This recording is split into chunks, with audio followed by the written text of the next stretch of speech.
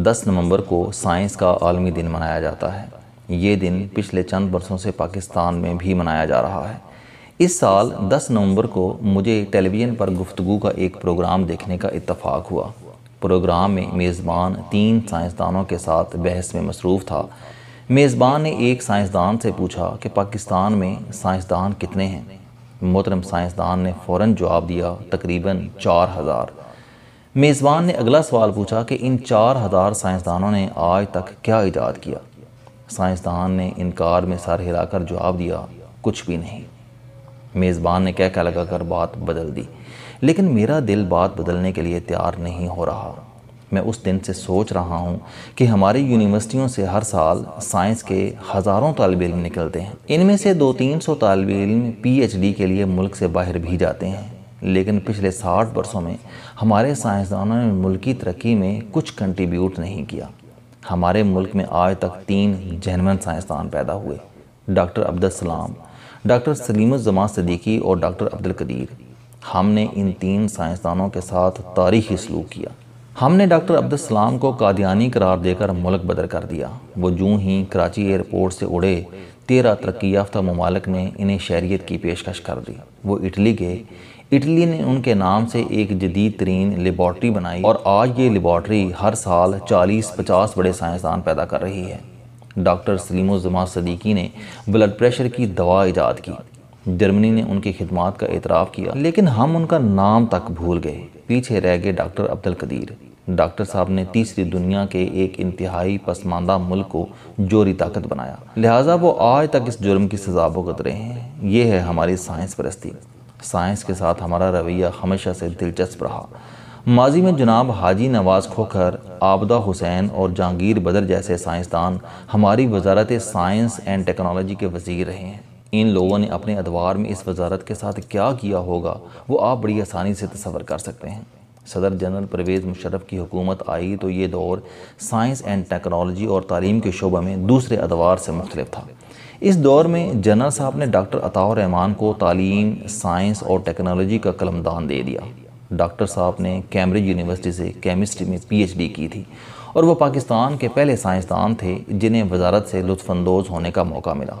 Doctor صاحب کے دور میں تعلیم کا بجٹ 60 کروڑ سے بڑھ کر 22 ارب روپے ہو گیا، جس سے لوگوں کے دل میں توقع پیدا ہوئی کہ ملک میں تعلیم، سائنس اور ٹیکنالوجی کا انقلاب آ جائے گا۔ 2002 کے الیکشنوں کے بعد یونیورسٹی گرانٹ کمیشن کو ہائر ایجوکیشن کمیشن میں تبدیل کر دیا گیا اور ڈاکٹر عطاء الرحمن کو اس کا چیئرمین بنا دیا گیا، لیکن ڈاکٹر صاحب نے آج تک اپنی گاڑی سے وفاقی وزیر کی پلیٹ نہیں اتاری۔ حکومت کے کسی کارندے نے آج تک اس پلیٹ کی طرف اشارہ نہیں کیا۔ اس کی وجہ صدر صاحب کا قرب اور پروٹوکول تھا۔ ڈاکٹر صاحب کو پچھلے 7 برسوں میں حکومت کا جتنا تعاون حاصل رہا، وہ آج تک کسی سیاستدان یا کسی چیئرمین کو نصیب نہیں ہوا۔ ڈاکٹر صاحب کو روایتی بیوروکریٹک سسٹم سے آزاد کر دیا۔ انہیں پاکستان کی تاریخ میں سب سے زیادہ بجٹ اور خود مختاری دی گئی۔ ڈاکٹر صاحب کسی کے سامنے جواب دہ نہیں تھے اور آج تک ان کی ہر PC-1 منظور ہوئی۔ ڈاکٹر صاحب کو یہ ساری رعایتیں پاکستان میں تعلیم، سائنس اور ٹیکنالوجی میں انقلاب لانے کے لیے دی گئی تھیں، لیکن بدقسمتی سے 7 برس گزرنے کے بعد بھی ان رعایتوں کا کوئی نتیجہ ظاہر نہیں ہوا۔ ڈاکٹر صاحب اب تک خربوں روپے صرف کر چکے ہیں، لیکن پاکستان کے عوام کو تاحال جہالت کے سمندر میں ترقی کا کوئی جزیرہ نظر نہیں آ رہا۔ ڈاکٹر عطاء الرحمن حقیقتاً ایک پڑھے لکھے انسان ہیں۔ وہ نہ صرف رائل سوسائٹی کے فیلو ہیں بلکہ وہ سائنس کی 150 تحقیقی کتابوں کے مصنف بھی ہیں، لیکن بدقسمتی سے ہم آج تک ان کی قابلیت کا پورا فائدہ نہیں اٹھا سکے۔ ہم تک ان کے ٹیلنٹ کے ثمرات نہیں پہنچ سکے۔ اس میں بھی یقیناً ہماری خامی ہوگی۔ بدقسمتی سے ان 7 برسوں میں ملک کا تعلیمی نظام تو ترقی نہ کر سکا، لیکن لوگوں نے ڈاکٹر صاحب جیسے قابل انسان پر ضرور انگلیاں اٹھانا شروع کر دیں۔ ڈاکٹر صاحب کے بعض کولیگ ان کی 150 کتب کے بارے میں شکوک و شبہات کا اظہار کر رہے ہیں۔ ان لوگوں کا کہنا ہے کہ ڈاکٹر صاحب نے PhD کی ڈگری 30 برس پہلے حاصل کی تھی۔ وہ قواعد و ضوابط کے مطابق ایک وقت میں صرف 5 طالب علموں کو PhD کرا سکتے ہیں۔ PhD کا ایک بیچ 5 سال تک ان کے ساتھ وابستہ رہ سکتا ہے۔ اس لحاظ سے دیکھا جائے تو وہ 30 برسوں میں صرف 30 طالب علموں کو PhD کرا سکتے ہیں، یوں وہ صرف 30 مقالہ جات کے مصنف ہو سکتے ہیں۔ لہٰذا سوال پیدا ہوتا ہے کہ باقی 120 کتب کون سی ہیں؟ ڈاکٹر صاحب پر یہ الزام بھی لگایا جا رہا ہے کہ انہوں نے پچھلے 7 برسوں میں اپنے ارد گرد مخصوص قسم کے لوگ جمع کر رکھے ہیں۔ ان تمام لوگوں کے نام کے آخر میں چھوٹی یہ آتی ہے۔ ڈاکٹر صرف ان لوگوں کے مفادات اور پسند یا ناپسند تک محدود ہو کر رہ گئے ہیں۔ ان پر یہ الزام بھی لگایا جا رہا ہے کہ وہ یورپ کے تیسرے درجے کے تعلیمی اداروں سے بھاری تنخواہوں پر ایسے اساتذہ کو پاکستان لا رہے ہیں جنہیں انگریزی تک نہیں آتی۔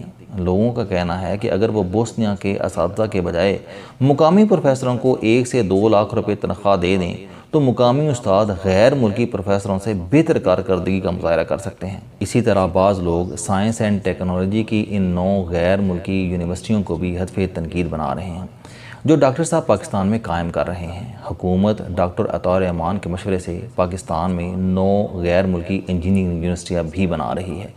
ان یونیورسٹیوں پر اربوں روپے خرچ ہو رہے ہیں۔ اس سلسلے میں پچھلے دنوں صدر نے لاہور میں استریا کی ایک یونیورسٹی کا سنگ بنیاد رکھا، جبکہ فرانس کی ایک یونیورسٹی کا افتتاح وزیر اعظم نے کراچی میں کیا تھا۔ لوگوں کا کہنا ہے کہ یہ یونیورسٹیاں دنیا کی 500 بڑی یونیورسٹیوں کی فہرست میں شامل نہیں ہیں، لہٰذا جو یونیورسٹیاں آج تک یورپ، امریکہ اور مشرق بعید میں اپنی شناخت نہیں بنا سکیں، وہ پاکستان میں کیا کمال کر لیں گی۔ لوگوں کا کہنا ہے کہ اگر یہ 250 ارب روپے پاکستان کی موجودہ یونیورسٹیوں پر لگائے جائیں، اگر ان سے اساتذہ کے حالات کار بہتر بنائے جائیں اور اگر ان سے غریب طالب علموں کو وظیفے دیے جائیں تو پاکستان میں حقیقتاً تعلیمی انقلاب آ جائے۔ لیکن اس قیمتی سرمایے سے پاکستان کو یورپ کی تیسرے درجے کی یونیورسٹیوں کا شاپنگ سنٹر بنایا جا رہا ہے۔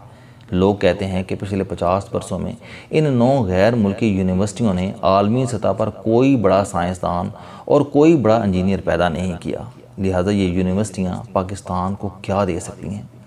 لوگوں کا کہنا ہے کہ اگر ڈاکٹر صاحب دنیا کی پہلی 10 بڑی یونیورسٹیوں میں سے کسی ایک یونیورسٹی کو بھی پاکستان میں اپنی شاخ کھولنے پر رضامند کر لیتے تو یہ کمال ہوتا، اور لوگ پوچھتے ہیں کہ کیا دنیا کے دیگر ممالک میں ان 9 یونیورسٹیوں کی شاخیں موجود ہیں؟ اگر نہیں ہیں تو پھر آج تک دنیا ان یونیورسٹیوں کے کمال سے کیوں واقف نہیں ہوئی؟ 250 ارب روپے بہت بڑی رقم ہوتی ہے۔ یہ رقم پاکستان کے عوام کی امانت ہے، لہٰذا لوگ اس کے بارے میں پوچھنے کا حق رکھتے ہیں۔ حکومت اس رقم سے بہت بڑا تعلیمی انقلاب لا سکتی ہے۔ حکومت یہ رقم نیشنل بینک میں جمع کرا دیتی، دنیا کی 30 بڑی یونیورسٹیوں کی فہرست جاری کرتی اور یہ اعلان کر دیتی کہ پاکستان کا جو بھی طالب علم ان 37 یونیورسٹیوں کے لیے کوالیفائی کرے وہ حکومت کے خرچ پر PhD کے لیے باہر چلا جائے۔